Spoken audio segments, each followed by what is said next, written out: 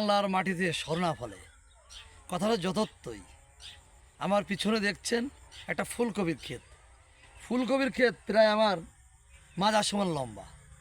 অবাক কাণ্ড না? আসলে সব মাটিতে সব কিছু হয় না। আমরা এখন আছি গোবরা, এইখানে এখন যদ্দূর চোখ যায় শুধু শুধু ফুলকপির ক্ষেত, অন্য কোনো কপি নাই।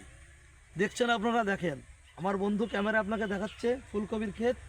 দেখতে থাকুন, আমাদের সাথে থাকুন, দেখেন কত সুন্দর, কি নকনকে তরতাজা। দেখতে থাকুন আপনারা ফুলকপির ক্ষেত। লক্ষ লক্ষ টাকার ফুলকপি এখান থেকে বিক্রি হবে, আপনারা দেখেন। এবং কি বড় উঁচু হাইব্রিড, দেখেন প্রচুর ফুলকপির ক্ষেত। যেদিকে চোখ যাবে সেদিকে এই ফুলকপির ক্ষেত। এখানে শুধু ফুলকপির চাষ হয়। আপনারা যদ্দূর দেখছেন, ওই দেখেন বাড়ির আশপাশ দিয়ে সর্বত্রই এই ফুলকপির চাষ। এখানে অন্য কোনো কপি নাই, শুধু ফুলকপি।